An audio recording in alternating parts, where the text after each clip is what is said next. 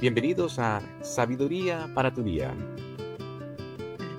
Este espacio está diseñado para brindarte información, recursos, inspiración y ayudarte a convertir la mejor versión de ti mismo. Aquí encontrarás herramientas prácticas, enseñanzas profundas de vida para fortalecer tu fe, tomar decisiones sabias y vivir con propósito cada día. Bienvenidos, gracias por acompañarnos hoy en Sabiduría para tu Día. Yo soy Álvaro Martínez y les quiero dar gracias por el podcast anterior. Hablamos de un tema bastante serio que es el suicidio, y espero que si están escuchando el podcast de hoy y no han alcanzado a escuchar el anterior, y les tengo 5 consejos prácticos que pueden utilizar para ayudar a uno mismo, a su familiar o a alguien que está usted a cargo. Escúchelo una vez más. Gracias por el apoyo y los comentarios que nos hicieron en el podcast anterior. Pero el día de hoy estoy comenzando una nueva serie tocante campeones del cambio, que son personas que han hecho un impacto en nuestra comunidad, en nuestra sociedad, y más que nada ayudar a nuestra comunidad.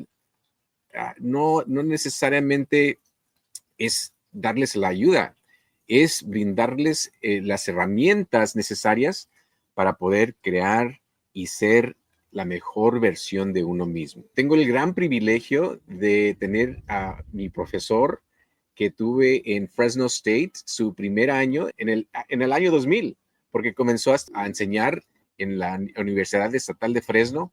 Y tengo el privilegio de introducir al doctor Jesús Martínez. Es el director ejecutivo de CIVIC, que es Central Valley Immigrant Integration Collaborative. Doctor, gracias por acompañarnos el día de hoy. Yo sé que tiene una agenda bastante ocupada, pero el día de hoy queríamos invitarlo porque sabemos que ha trabajado y ha luchado para crear la visión que usted ha tenido ya por más de 25 años, porque este año son 25 años de verlo conocido en la Universidad Estatal de Fresno. Usted obtuvo su doctorado, obtuvo su PhD en Ethics Studies en UC Berkeley, su maestría en Latin American Studies igualmente de UC Berkeley, y su licenciatura en Santa Clara University. Es un honor. Gracias por su espacio, por este tiempo que nos brinda a nuestra comunidad, y espero que a todos aquellos que estén escuchando le pongan bastante atención, porque tenemos este tema que vamos a hablar, que incluso en el capítulo 3 y 4 hablamos de la inmigración y cómo nos afecta a nosotros como comunidad y sociedad a tratar de, siempre usan a nuestra comunidad como chivos expiatorios, pero aquí hay la diferencia en esta vez es que nosotros estamos tomando cargo, igual como el doctor, de cómo nos van a tratar. Doctor, es un honor. Platíquenos un poquito de cómo fue que llegó a esta idea. Álvaro, primero que nada, pues muchas gracias por la invitación a estar en tu podcast en esta ocasión. Y pues el tema que estás abordando ahorita es muy importante pues para todos los que somos inmigrantes o que de alguna manera somos hijos o nietos de inmigrantes. En el caso mío, pues yo he sido inmigrante proveniente de Michoacán desde 1969, que fue cuando mi padre nos arregló a mi mamá, a mí, que soy el mayor, y a otro hermano que sigue de mí. Luego después les arregló a otros 3 hermanos. Entonces, desde 1969, el tema migratorio lo he tomado como algo de gran importancia en mi vida, pero antes de eso, inclusive estando todavía en Michoacán, los que teníamos padres o familiares que trabajaban en Estados Unidos, pues también nos imaginábamos nosotros de alguna manera cómo era la vida de ellos en ese otro país que desconocíamos, y también estábamos al tanto de sucesos importantes que ocurrían, como por ejemplo Todavía me tocó cuando estaba en México, que fue el asesinato del entonces candidato a la presidencia, Robert F. Kennedy. Y recuerdo yo que iba caminando por las calles de mi pueblo, un pueblito que se llama Santiago Congripo, en Michoacán. Y cuando ocurrió el asesinato, yo estaba escuchando por las radios de las casas por donde iba pasando yo las noticias sobre ese asesinato. Entonces, obviamente a personas como nosotros que tenemos familiares nos preocupaba la situación en este país. Y ahora estando acá en Estados Unidos, pues nos hemos enfrentado, como tú mencionaste al inicio, una serie de retos, de desafíos en este país en el que ahora radicamos, pero que también es un país en donde hemos encontrado no solamente muchísimas oportunidades para mejorar nuestra vida, sino también algo muy importante que es lo que llevó a crear esta organización para la cual trabajo ahora, que se llama Civic, que mencionaste. Es que Sí. también aquí hay muchas organizaciones, muchos individuos que están comprometidos para ayudar a las familias inmigrantes que están aquí de una manera o de otra. Entonces, aquí en el Valle Central en particular ha sido fenomenal lo que hemos encontrado, el compromiso de muchísimas personas para ayudar a que los inmigrantes también tengan oportunidades, porque contribuyen ya de sí de muchas maneras a esta región, a este estado, a este país. So, ¿cómo fue que le impactó en ese entonces cuando escuchó la noticia de que lo que había sucedido dijo Robert F. Kennedy, ¿correcto? Sí. Fue el segundo asesinato porque el hermano, John F. Kennedy, también fue baleado en aquel entonces. Usted viviendo en otro país, ¿cómo recibió esa noticia? Era un tiempo en los Estados Unidos, había bastante inseguridad. De ahí quiero ir ahora lo que estamos viviendo hoy. Y la historia se repite. No, pues digo, recuerdo poco porque tenía 8 años de edad en ese entonces. Y como te digo, pues lo principal que recuerdo de ese momento es la preocupación que teníamos de qué podría desenlazarse en Estados Unidos después de ese asesinato político y lo que le podría pasar a nuestros seres queridos que estaban trabajando por acá. Mi padre ya tenía 8 años trabajando acá en Estados Unidos, pero también tenía mi abuelo que trabajaba acá, paterno, tenía casi todos mis tíos del lado de mi papá trabajaban acá, además de algunos primos ya mayores de edad y muchos otros hombres de nuestro pueblo que habían ido a trabajar. Y la mayoría de las personas que trabajaban de nuestra familia y de nuestro pueblo, había muchos que trabajaban para un ranchero que tenía unas granjas en lo que ahora es el condado de Santa Clara, en Mountain View y Milpitas. Pero en ese entonces, pues, te digo, el gran temor que tenemos, ¿qué les puede pasar a ellos en ese ambiente? Ahora vivimos en una Sí. situación en la que esta sociedad estadounidense se ha polarizado muchísimo y donde hay muy poco diálogo para encontrar soluciones compartidas para los problemas que enfrenta este país, tanto económicos como de otra índole. Y a raíz de eso, pues me imagino yo cómo también han de estar los padres, familiares de los inmigrantes mexicanos y latinos en sus respectivos países, cuando escuchan que hay redadas de migración, cuando escuchan que hay movilizaciones de Guardia Nacional, inclusive de otras fuerzas militares aquí en Estados Unidos para arrestar y deportar a personas, para encarcelarlos cuando no han cometido ningún crimen, simplemente el hecho de ser indocumentados. Entonces todo eso pues obviamente incrementa mucho la preocupación entre las familias y crea mucha incertidumbre. Entonces estas políticas antimigrantes que vemos en Estados Unidos pues no solamente nos están impactando a nosotros que vivimos aquí de una manera o de otra, seamos ciudadanos naturalizados, seamos residentes permanentes o indocumentados, sino que también seguramente están impactando de muchas maneras a nuestros familiares, amigos que tenemos en nuestro país de origen. So, cuando ya cuando se inmigró a los Estados Unidos, ¿a qué edad empezó la escuela? Y de allí, ¿cuáles fueron sus primeros trabajos? No, me vine, como te comenté, en el 69, tenía 9 años de edad, bueno, antes de cumplir los 9 años de edad, pero casi los 9 años de edad. Y solamente nos quedamos aquí un par de semanas, como todavía estamos en la escuela, mi hermano que sigue de mí, José Manuel, uh, y yo que nos quedamos aquí como 2 semanas y luego nos regresaron a México para que continuáramos estudiando.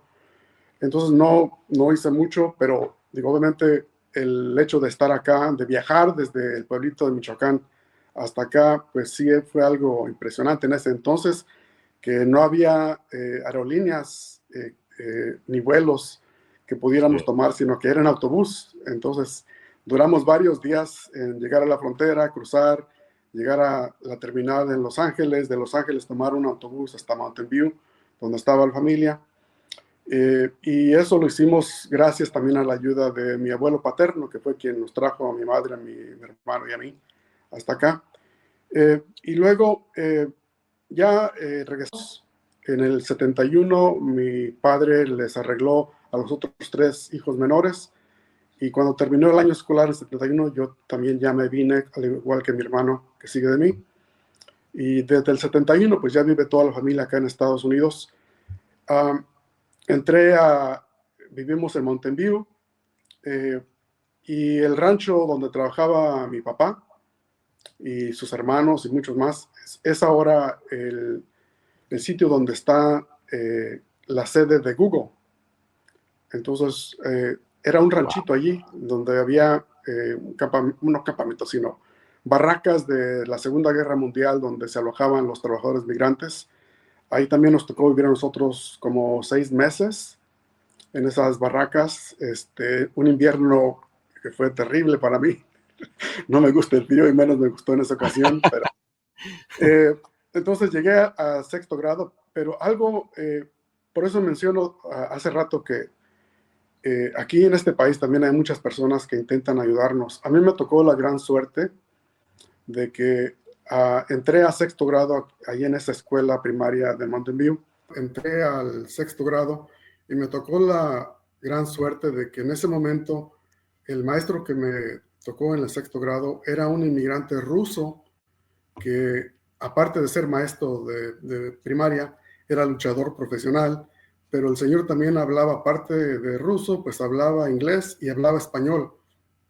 Esto fue antes de que existieran programas bilingües en California o Estados Unidos. Entonces tuve una gran ventaja de que la persona que me ayudó estuvo ayudándome a entender, obviamente, lo que se discutía en la clase, a platicar conmigo, a hacerme sentir bienvenido en ese salón. Y también tuve la suerte de que en ese mismo salón estaba un primo hermano mío que había llegado algunos meses antes, y él ya sabía un poquito de inglés. Entonces era un ambiente, digamos, más propicio para que yo me sintiera bien. Fue un gran maestro, me ayudó muchísimo, y creo que quienes hemos tenido la suerte de tener un maestro como ese en alguna etapa de nuestra vida, pues ayuda mucho para que nosotros como estudiantes, como jóvenes o niños, nos podamos sentir mejor. Y Para esa poder persona pues sobresalir. me ayudó mucho. Ahí continuamos viviendo en Mountain View por varios años, desde los 12, 13 años de edad. En ese entonces todavía Mountain View, una ciudad vecina que se llama Sunnyvale, había huertas de chabacanes, de cherries, y nos poníamos durante las vacaciones a trabajar allí piscando y cortando los chabacanes, también la pizca de las cherries, que era casi nuestra favorita porque estaban muy, muy ricas. Ya después nos mudamos a San José cuando mis padres intentaron buscar una oportunidad para comprar una casa, y donde pudimos comprarla era ya en el este de San José. Y ahí pues luego se mudaron a San José otros familiares, conocidos, amigos a esa ciudad. Y ahí radicamos por mucho tiempo. Ya estando en San José, ¿fue cuando se graduó de la high school y Sí, se fue a la universidad? sí, correcto. Ahí entré a la high school en San José durante la segunda parte del noveno grado, y entramos a una escuela que se llama Overfeld, donde había un alto porcentaje de estudiantes latinos, mexicanos, y ya para entonces, en esa época, ya había estaban implementando las primeras clases bilingües. El primer año que terminé completo ahí, el 10º grado, fue muy difícil para mí, porque al igual que le va a pasar a muchos jóvenes que llegan en la adolescencia, fue la etapa en la que yo estuve con muchas dificultades para entender cuál era mi papel como inmigrante en Estados Unidos, Wow. de entender si me iba a quedar en Estados Unidos, si quería quedarme en Estados Unidos, si quería regresarme a mi país. donde también me empecé a dar cuenta de desigualdades que había en Estados Unidos, donde nos damos cuenta también del mal pago que tenía mi padre en su trabajo, a pesar de tener ahí ya muchísimos años trabajando, de también casos de racismo que encontrábamos. Y eso fue de alguna manera creando algo de conciencia en mí, pero digo, fue ese 10º año en la secundaria fue muy difícil. Luego implementaron los programas de clases bilingües y eso para mí fue como una salvación de poderme sentir más cómodo a nivel de high school, de tomar cursos donde también había otros estudiantes igual que yo.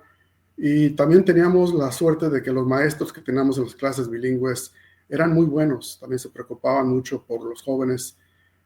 Entonces ya recuperé, digamos, mi situación académica en el 3er y luego 4º año de high school, pero seguía siendo una escuela con un altísimo porcentaje de personas de bajos ingresos como nosotros, y principalmente minorías, muchos latinoamericanos, muchos mexicanos, obviamente.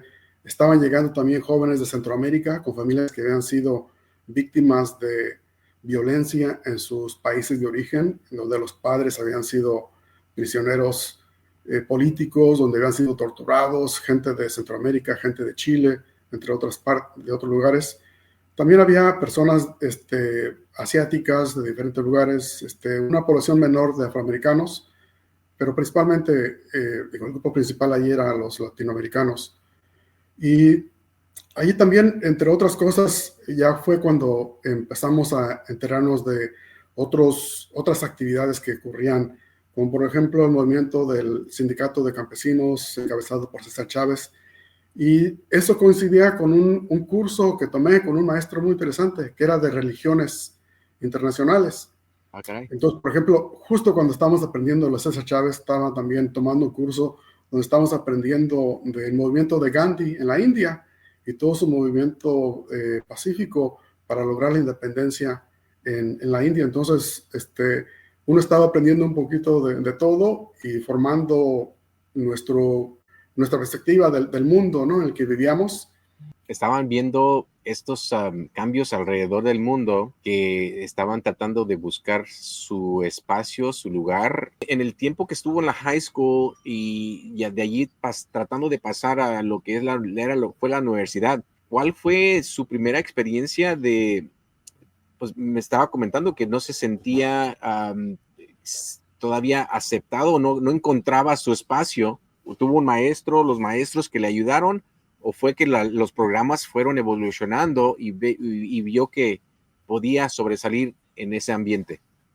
Sí, pues una de las razones por las cuales me sentía, digamos, incómodo en el 10º grado era que pues había dejado todos mis amigos que ya tenía en Mountain View al mudarme a San José. Entonces era empezar desde cero, pero en una etapa de la vida en lo que uno pues lo que busca es relacionarse con amigos y demás, ¿no? Sí. Y lo que me ayudó pues fue que ya cuando era junior, 3er año de high school, empezaron los cursos, las clases bilingües. Tomé algunas que había, porque tampoco eran tantas las clases que ofrecían, y eso me ayudó a sentirme más cómodo en la escuela. También, como muchísimos de los estudiantes latinos o mexicanos, me gustaba el fútbol, entonces también me metí al equipo de fútbol. Entonces, aunque no era ni fui nunca muy bueno, sino que calentaba la banca con mucha frecuencia, pero de todos modos era una forma de socializarse, de estar haciendo cosas que le agradaban a uno. Y también quisiera nada más mencionar algo muy, muy importante que, volviendo a lo que tú también estás haciendo, reflexionando lo que había entonces, lo que había ahora, me tocó llegar a Estados Unidos en un momento, en el 69 y 71, donde era muy fácil obtener una visa de residente permanente. Mi padre, lo único que necesitó en ese entonces fue una carta de su patrón, de la compañía para la que trabajaba, informando que pues tenía empleo y que con lo que ganaba podía mantener a la familia a la que le iba a arreglar. Fuimos a la Ciudad de México a tramitar el pasaporte, a tramitar la visa, y fue muy, muy, muy fácil. Entonces, de alguna manera, esa generación de inmigrantes mexicanos de otras partes, fuimos lo que ahora podemos decir privilegiados comparado a todo lo que tiene que atravesar una persona o una familia que quiere venir a trabajar, a vivir en Estados Unidos, que la lista de espera para obtener una visa son de muchísimos años, además de pues todo el ambiente muy difícil que encontramos ahorita.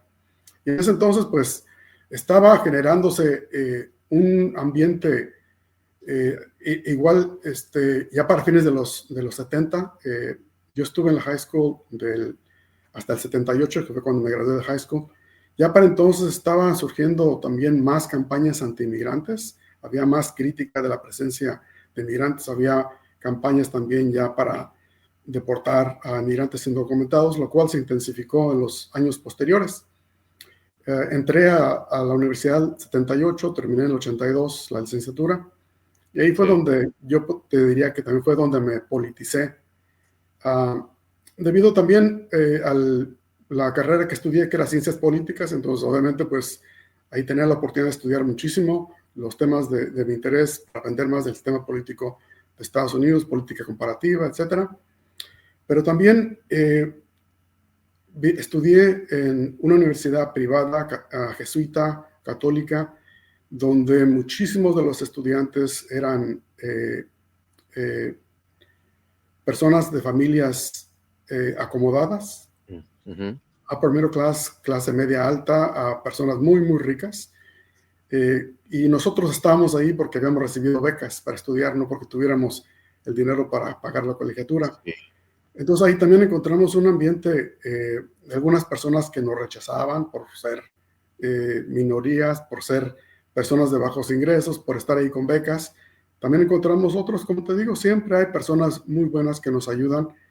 Había una oficina para ayudar a estudiantes chicanos y latinos. La persona encargada nos ayudó mucho, algunos profesores también. Una organización clave para mí en ese entonces fue la organización estudiantil a la que me uní, que se llamaba Frente Estudiantil Chicano de Aztlán, que era la versión en esa universidad de lo que son las organizaciones Mecha en muchas otras universidades, nomás que ahí se decidió llamarle Frente Estudiantil Chicano de Aztlán. Y nos involucramos en muchísimas campañas ahí que tenían que ver no solamente con la población mexicana de origen latino, sino también es cuando empezaron a ocurrir las guerras civiles en Centroamérica y la participación militar de Estados Unidos. Entonces nos involucramos en campañas para que no hubiera apoyo a regímenes militares en Centroamérica. Y uno de los temas muy fundamentales era cómo podíamos nosotros también como estudiantes ya de la universidad contribuir a que hubiera un porcentaje más alto de estudiantes minoritarios y de bajos ingresos. Entonces, eso nos llevó a enfrentamientos constantes con la administración en ese entonces y tuvimos muchas actividades que, como te digo, ahí fue donde podemos decir que me politicé como no lo había hecho previamente y donde también tenía a mi alcance pues, muchísimos recursos para mejorar mi perspectiva de la situación y donde aprendimos muchas cosas. Y un buen grupo, excelente grupo de estudiantes, no solamente latinos, sino de otros grupos sociales que también se interesaban y se involucraban en temas. Y ahí creo que desarrollamos muy buenas relaciones y amistades que todavía continúan hasta este día. Sí, estamos hablando de la era de Jimmy Carter, entrando a lo que es Reagan, y acabamos de salir de Vietnam. Ya todos esos estudiantes o hombres que estaban regresando a los Estados Unidos, y lo que he visto y es esa cuando los Estados Unidos empiezan a mandar a involucrarse en las guerras, mandan a todo mundo y quieren personas que vayan a pelear. Pero ahí es la mano de obra en los Estados Unidos, es cuando empiezan a buscar, y qué mejor al vecino que está en México, y vienen a encontrar. Ahora, ya cuando regresan, ya dicen, no, pues es que ya no los ocupamos, vamos a ver qué se puede hacer para encontrar nuestro espacio. Y la política empieza a ser muy, el pueblo empieza a rebelarse, a querer sacarlos. Pero ya entrando en los 80s, cuando ya Reagan empezó a hacer las deportaciones, surgió ya después de eso la amnistía. ¿Nos puede platicar un poco de cómo se vivió esa temporada, esa era, y ya que al último surgió la amnistía y lograron crear una forma de poder llegar a convertirse a ciudadanos, a muchos mexicanos inmigrantes que vivían en este país en ese entonces? Sí, ya para fines de los 70 ya se estaba volviendo mucho más difícil obtener una visa para venir a Estados Unidos de manera permanente. Familiares, primos y otros que intentaban hacerlo en ese entonces, pues ya tenían que esperar muchísimos años para poder obtener esa visa. Y lo que ha ocurrido en el caso de la migración mexicana a Estados Unidos, como mencionas, es de que ha habido diferentes etapas en las que la migración mexicana ha sido favorecida por políticas migratorias y en otras ocasiones en las que ha sido perjudicada y donde los inmigrantes mexicanos han sido el blanco de ataques anti-inmigrantes, el blanco preferido, como lo está haciendo ahorita. Pero hay que recordar algo muy, muy importante, que la migración mexicana a Estados Unidos en realidad se empezó a volver un fenómeno masivo desde fines del siglo XIX. Entonces, la razón por la cual mi padre, mis tíos, mis abuelos de ambos lados de la familia habían emigrado a Estados Unidos en algún momento de su vida era porque desde ese entonces Estados Unidos y empleadores en Estados Unidos habían empezado programas para reclutar trabajadores mexicanos y reclutaban personas principalmente en esas regiones de México donde la población era mayor. Entonces, en estados con alta población como eran Michoacán, Jalisco, Guanajuato, Zacatecas, Durango, Nuevo León, es donde encontramos que en ese entonces, a principios del siglo XX, ya había el mayor número de migrantes provenientes de esos estados. Son los que se les llaman los estados tradicionales de la migración mexicana. Hay un libro muy bueno que les recomendaría a quien tiene un poquito de oportunidad de consultarlo en alguna biblioteca. Es un libro de un antropólogo mexicano, Manuel Gamio, que empezó sus trabajos, son de los primeros que empezaron a documentar la migración mexicana de manera muy interesante. Y ya documentaba de que en los años 20, para darnos un ejemplo, él lo que se hizo fue que empezó a analizar a dónde enviaban los migrantes mexicanos sus remesas, dónde enviaban giros postales. Entonces, en base a eso se dio cuenta de dónde provenían los inmigrantes mexicanos, de qué estados. Y en 1926, el 20% eran de los giros enviados a México eran a Michoacán, el 19.6% eran a Guanajuato, 14.7% iban a Jalisco, 8% iban a Nuevo León, 5.9% a Durango, 5% al Distrito Federal, luego Zacatecas. Entonces, esa migración ha continuado a lo largo de los años, porque también se volvió un fenómeno social. El programa Bracero que mencionaste, que tu padre participó, al igual que mi abuelo y otras personas, también reclutaron a personas principalmente de esos mismos estados. Entonces, la tradición migratoria de los estados se volvió ya una constante. Y aun cuando había políticas antimigrantes y de deportación, luego cuando intentaban reclutarlos de nuevo, por una razón o por otra, venían principalmente de los mismos estados, porque ya estaba la tradición migratoria tan enraizada en esos lugares, los vínculos familiares y sociales hacían que esa migración continuara. Y en el caso de nosotros, pues empezó con mi abuelo, empezaron otros familiares también. Cuando vino mi abuelo paterno, a principios del siglo XX, él ya tenía un tío que estaba acá en Estados Unidos y fue a reunirse con ese tío en ese entonces.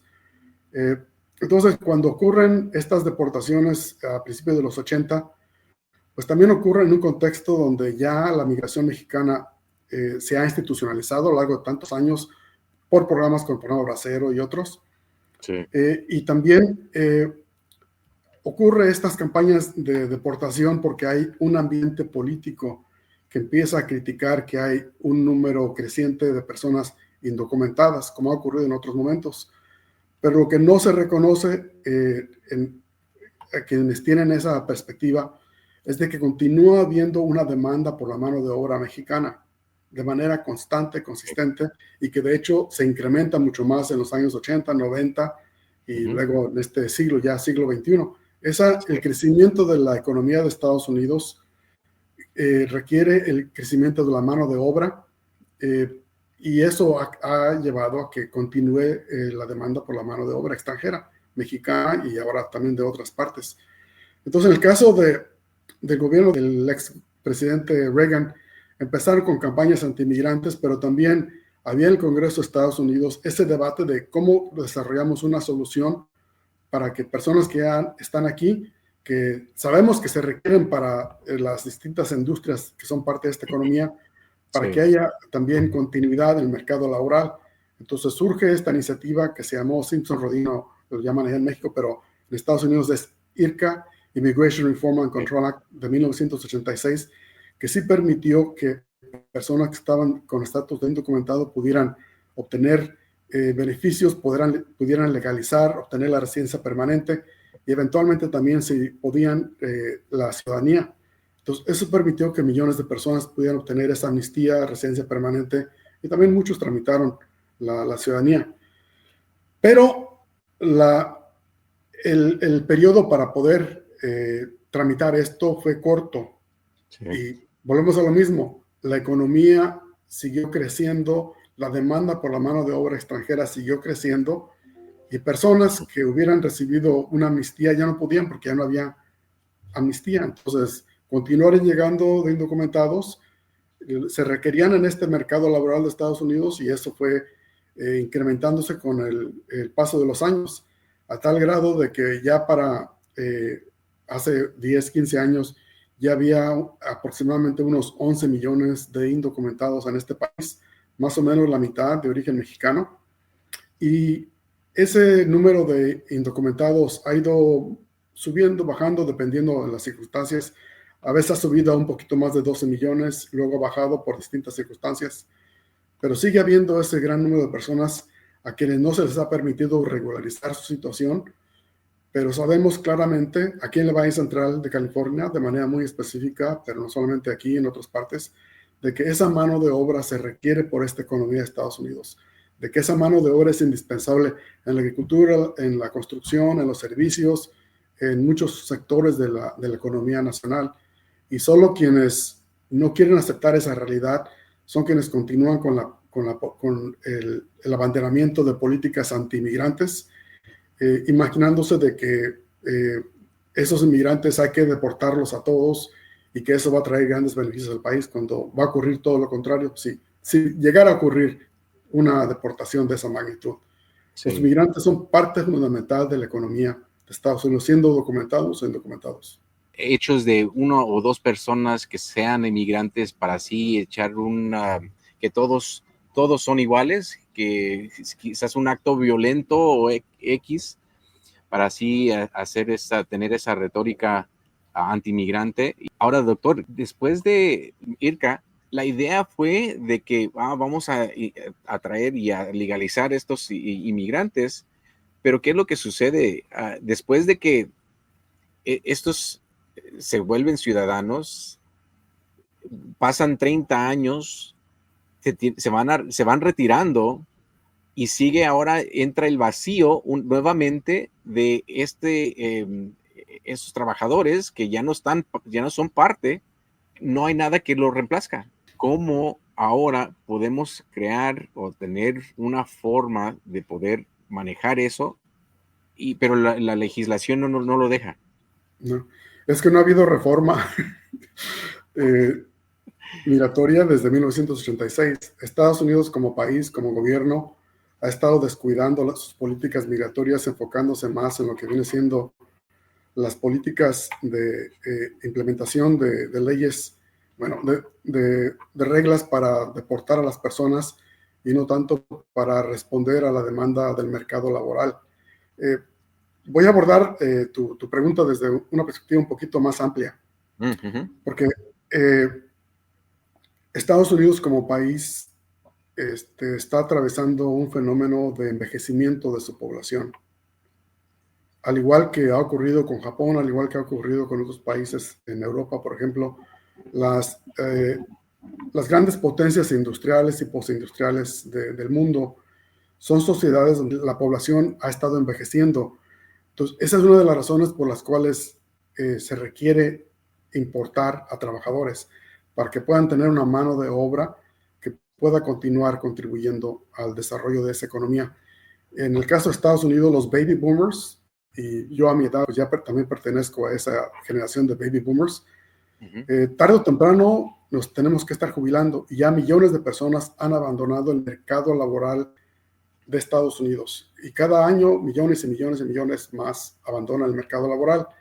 Dentro de esos están los trabajadores agrícolas que mencionas también, o inmigrantes, yo diría, no solamente los de trabajadores agrícolas, que también llegamos a la edad en la que hemos trabajado ya muchos años, quienes han trabajado en el campo toda su vida. Es trabajo muy difícil, que desgasta mucho el cuerpo, que crea muchos problemas de salud. Y si son personas que pudieron tramitar la amnistía, luego hacerse residentes permanentes o inclusive ciudadanos, pues podrán gozar de algunos beneficios, pero ¿qué tal de aquellas personas que llegaron ya después y que no pudieron obtener oportunidad de tramitar una residencia permanente o alguna visa? Sí. Y que nunca han tenido acceso a seguro médico en su lugar de trabajo, no han tenido acceso a una pensión. ¿Qué pasa con esos inmigrantes que están abandonando el mercado laboral y que no pueden mantenerse ya después?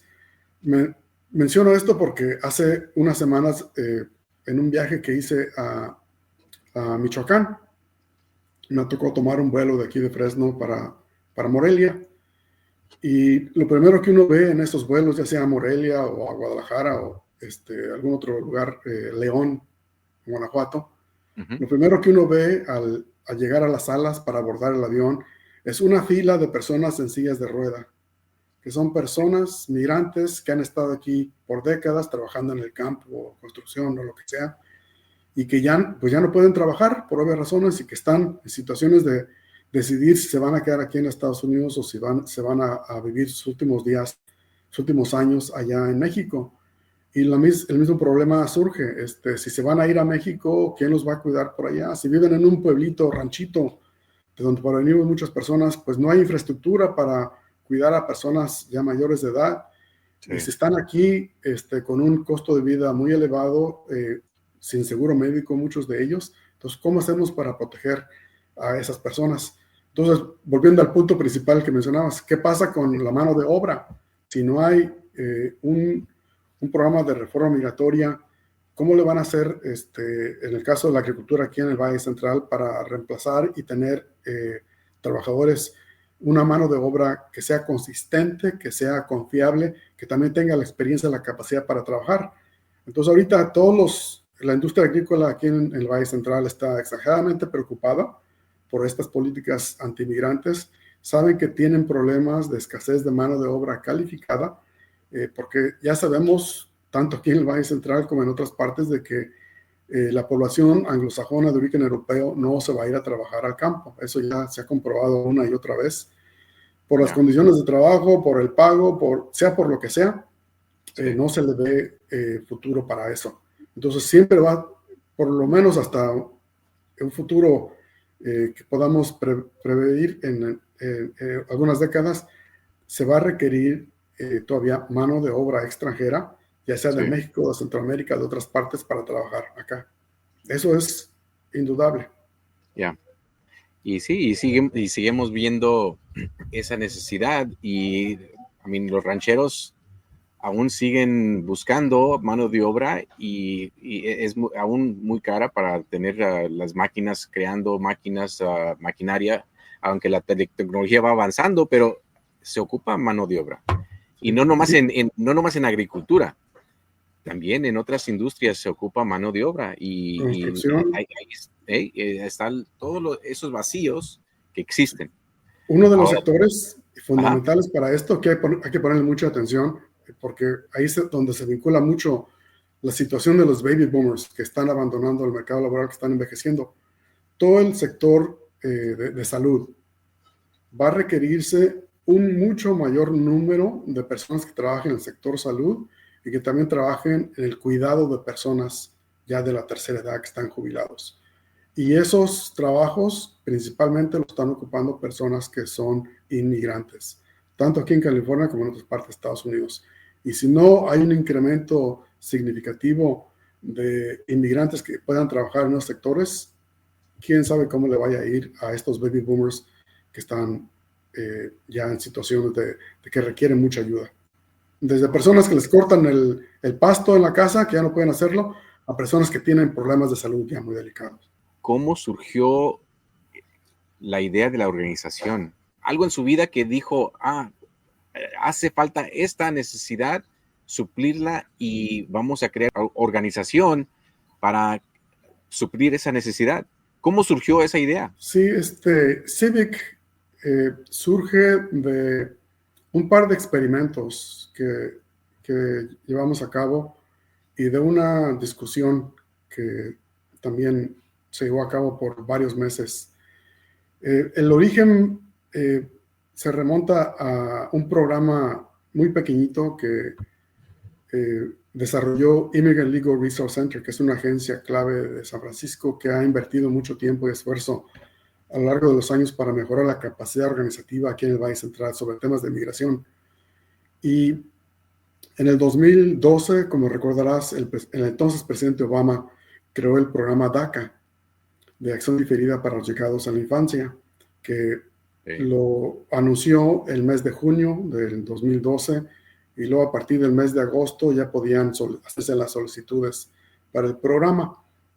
Entonces, un programa que beneficiaba a personas que habían llegado aquí de niños que cumplían 7 requisitos básicos. Lo que vimos aquí en el Valle Central es de que había decenas de miles de personas que podían calificar para ese programa, pero lo que no había, cuando empezó a iniciarse el proceso de solicitud, no había inversión de parte de fundaciones para apoyar organizaciones locales. Y una organización local, ELF, Educational Leadership Foundation, que había sido establecida previamente por el señor Raúl Moreno y otras personas, esa organización empezó a dar la ayuda de manera gratuita. Y como estaba vinculada de alguna manera Raúl Moreno a la Universidad Estatal de California en Fresno, pues tenía muchos estudiantes de la universidad que podían beneficiarse de ese programa. Pero lo que ocurrió a nivel nacional y también aquí en el Valle Central es de que las solicitudes de DACA en agosto, septiembre, octubre y noviembre pues se iban elevando. Y luego a partir del mes de noviembre, como mediados de noviembre, empezaron a bajar y bajar las solicitudes a nivel nacional, a tal grado que ya para enero del 2013 ya había muy poquitas solicitudes que estaban llegando a nivel federal y había un montón de razones por ello.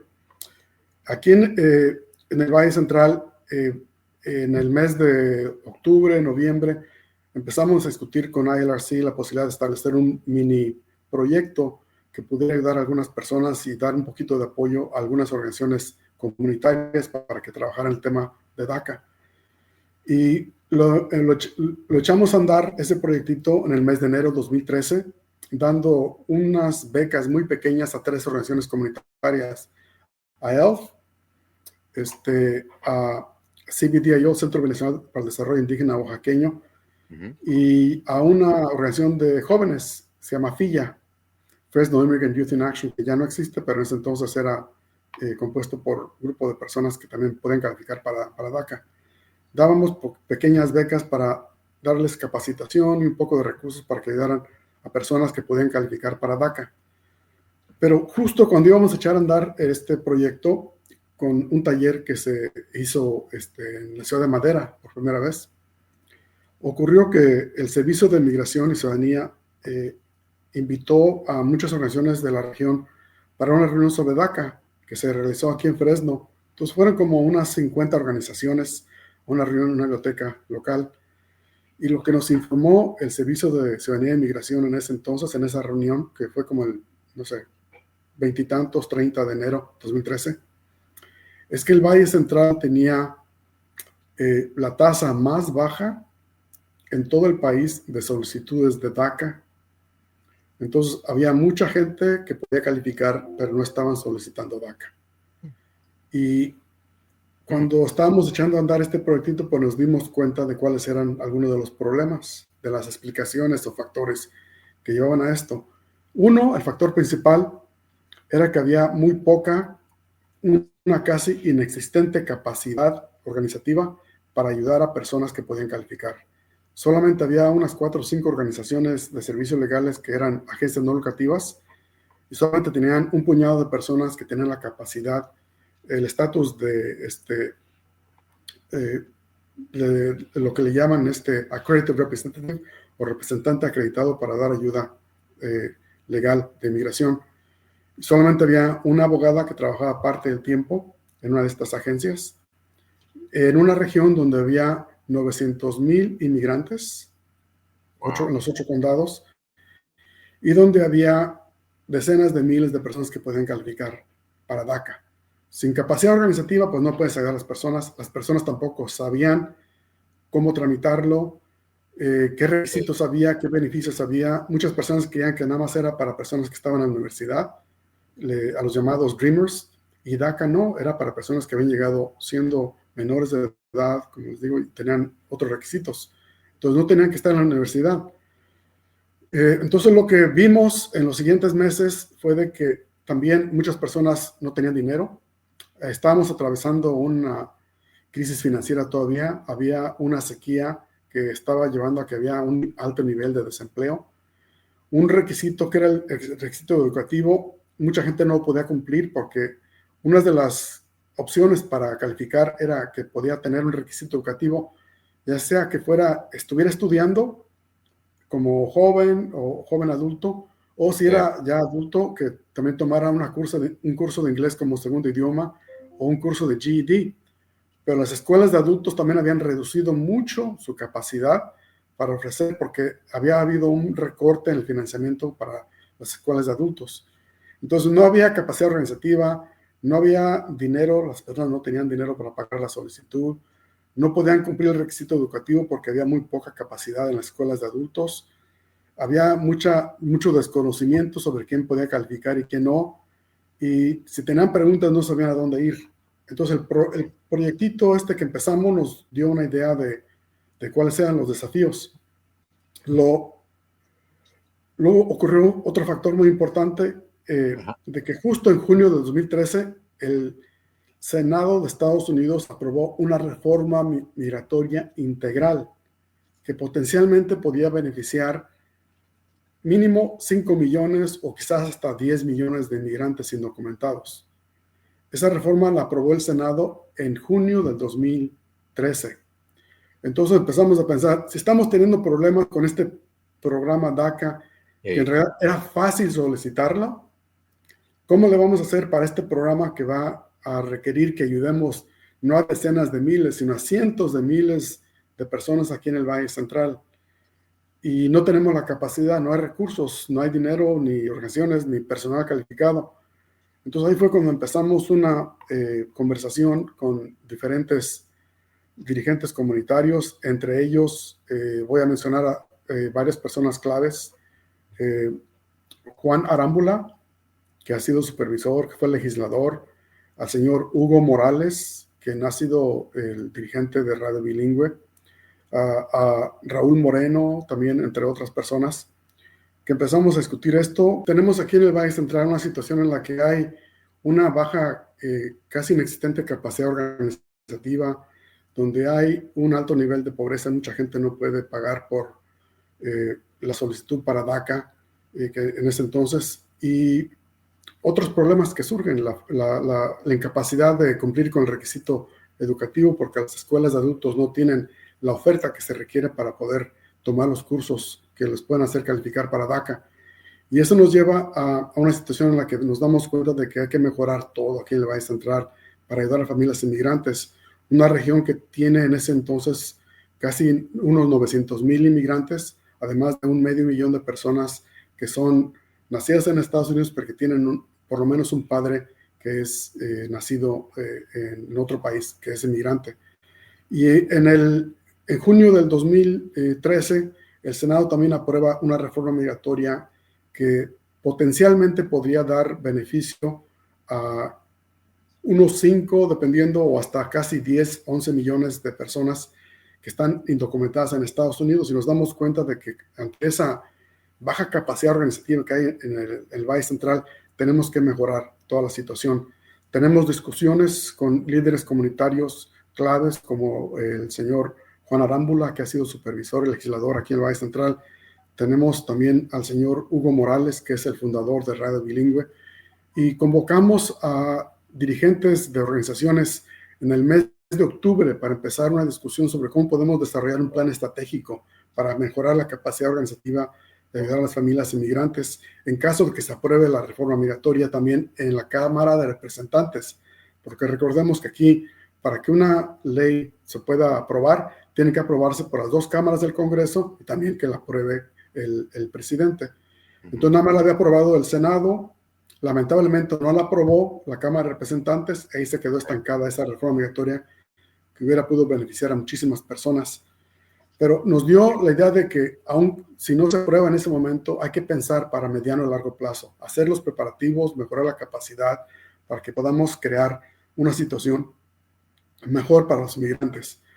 Y ahí es donde surge la idea de crear esta planificación de más largo plazo. Sí. Contratamos a un equipo de investigadores para que realice un plan estratégico regional, y ese plan nos lo entregan a principios del 2014, en enero de 2014. Convocamos a las organizaciones socias a una reunión en febrero del 2014, donde anunciamos la existencia ya del plan estratégico, lo compartimos. Ahí es donde también surge la idea de crear ya formalmente CIVIC como una respuesta organizativa que pueda tener como prioridad intentar ayudar a coordinar y a promover el modelo de colaboración a nivel regional para que las organizaciones que trabajan el tema migratorio no estén trabajando de manera aislada o sin coordinación, sino que podamos unir esfuerzos de manera más directa y de manera consistente, ayudar a ofrecer servicios legales de migración, los que podemos ofrecer, y llevar esos servicios a donde radican las familias, no solamente tenerlos en las ciudades grandes como Fresno, como Bakersfield, Stockton o Modesto, sino ir a comunidades rurales, ir a ciudades medianas donde no hay ninguna presencia de servicios legales de migración, que estén más cercanos a la gente, tejer una red más amplia de relaciones que incluyan desde agencias comunitarias, iglesias, bibliotecas, clínicas, todo tipo de agencias, y que puedan contribuir cada quien con lo que puede para crear esta red regional y que podamos fortalecer esa capacidad y trabajar de manera más adecuada, de manera coordinada, para tener un mayor impacto. Y gracias a eso, ya para el 2019, antes de la pandemia, justo antes de la pandemia, esa colaboración regional que estaba llevando a cabo, estaba llevándonos a tener más de 100 talleres gratuitos de migración en todo el Valle Central, donde se ofrecían servicios de lo más básico, ciudadanía, DACA, consultas con abogados, y dependiendo de las agencias que se involucraban, pues otros servicios también, como visas U, visas T, VAWA, servicios de asilo, según lo que se requería en ese momento y lo que se podía ofrecer, dependiendo de las agencias involucradas, al igual también de tener entre todos cientos, si no es que miles, de eventos informativos de educación comunitaria. Y eso ha continuado a lo largo de los años. Hasta la fecha, este año, el personal de SIC en sí, nuestro personal está ayudando a organizar. Yo creo que este año tendremos cerca de 60 talleres gratuitos de migración que se hacen conjuntamente con agencias organizativas, con abogados que trabajan pro bono, y que con las agencias locales que nos ayudan a tener los espacios para brindar ese servicio, pues es posible ayudar a miles de personas. He visto cómo ha evolucionado los diferentes servicios que han tenido y el alcance, porque sí, es difícil tener que ir o que tengan que venir los inmigrantes a los pueblos grandes, pero lo que han hecho es ir a los pueblos pequeños para ofrecer los servicios, que esos a veces trabajan de sol a sol y no tienen la oportunidad de tomar un día, porque pues, si no trabajan, no ganan. Han podido ir y a tener ese alcance a la comunidad. La pregunta del millón era de que pues van a poder ejercer, trabajar esos estudiantes que recibieron ese beneficio de DACA. Sí, no, pues uno de los beneficios de DACA es de que pueden obtener un seguro social y un permiso de trabajo que entonces los puede beneficiar para tener una vida más o menos normal. El problema para los beneficiarios de DACA es de que todavía están viviendo la incertidumbre de qué puede pasar en 1 año, 2 años, 3 años. Va a seguir DACA, nos van a permitir en algún momento obtener la residencia permanente. Entonces, quienes solamente tienen DACA, pues están con esa incertidumbre, pero siguen con esos beneficios. Protección contra la deportación, seguro social, permiso de trabajo, que son beneficios básicos, son muy importantes. Quienes son indocumentados que no han podido calificar para DACA porque ya no podemos tramitar DACA como solicitud de primera vez, pues han quedado miles y miles y miles de personas en todo el país, cientos de miles de personas sin poder tener acceso a ese programa, y ni se diga ya de residencia permanente. Pero jóvenes que se han beneficiado de DACA han tenido todo tipo de empleos, de contribuciones a este país, de estudiar, convertirse en abogados, en emprendedores y todo. Y nosotros lo que nos dimos cuenta, gracias a una fundación, cuando ocurrió la pandemia en el 2020, era que también era necesario crear oportunidades para generar ingresos adicionales o para quienes estaban perdiendo su empleo. Y a raíz de eso creamos un nuevo programa que ha ido creciendo muchísimo, también gracias a la colaboración con muchas otras agencias, que es el programa de inmigrantes emprendedores, que ya ha beneficiado en estos 4 años y medio, bueno, ya en realidad 5 años. En octubre cumplimos 5 años del programa de inmigrantes emprendedores. Wow. Ya hemos ayudado a cientos de personas, si no es que también miles, a tomar cursos gratuitos de emprendimiento sobre cómo establecer un negocio propio, o si ya tiene un negocio propio, cómo manejarlo mejor, cómo aprender desde marketing hasta contabilidad y otras cosas más.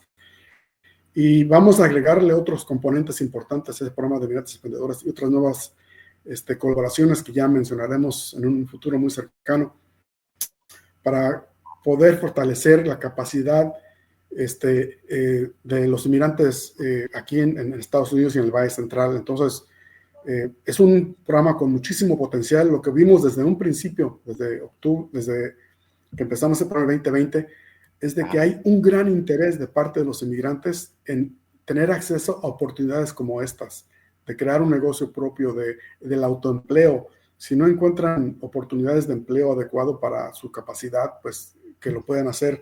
Nos encontramos con mucha gente que ya tenía un historial familiar de emprendimiento en su lugar de origen, en México, Centroamérica, Sudamérica, de que también estando acá, no sabían cómo obtener licencias, cómo obtener recursos, información, capacitación, y eso nosotros y otras agencias nos hemos dedicado a ayudarles de la manera que nos es posible.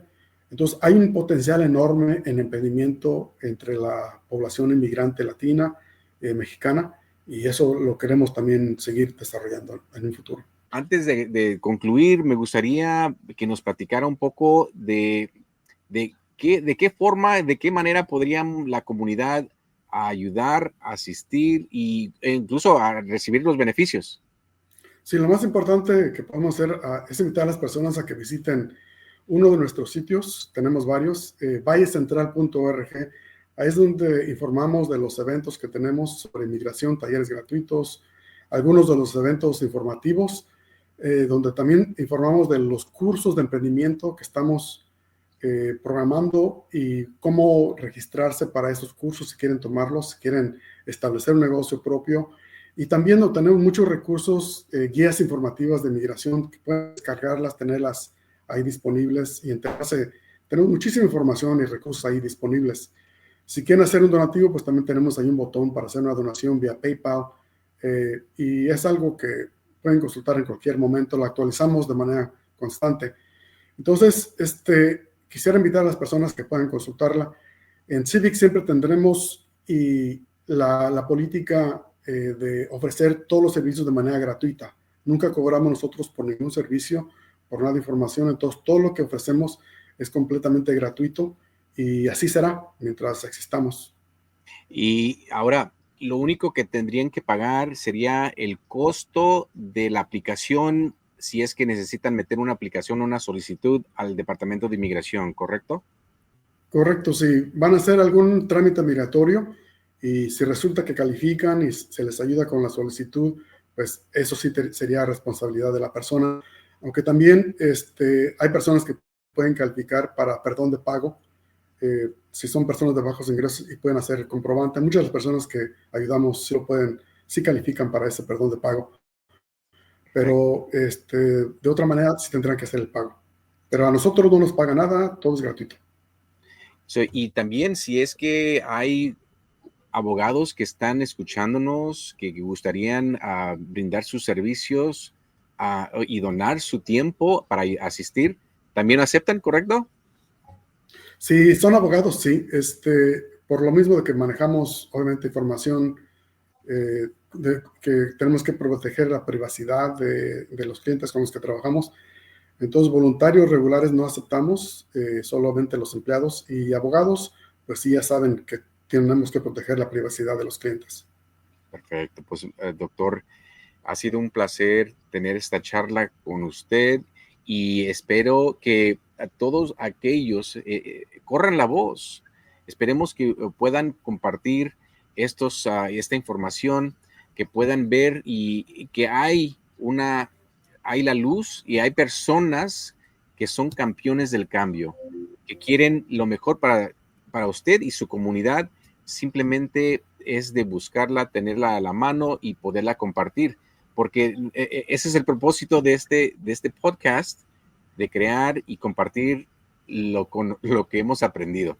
Y una vez más, gracias, doctor, por habernos acompañado. Esto ha sido un poco de sabiduría para tu día. Yo soy Álvaro Martínez. Gracias, doctor Martínez, que nos acompañó el día de hoy. Gracias a ti, Álvaro, por la invitación y un saludo a todo tu público. Adiós. Gracias. Este espacio está diseñado para brindarte información, recursos, inspiración y ayudarte a convertir la mejor versión de ti mismo. Aquí encontrarás herramientas prácticas, enseñanzas profundas de vida para fortalecer tu fe, tomar decisiones sabias y vivir con propósito cada día.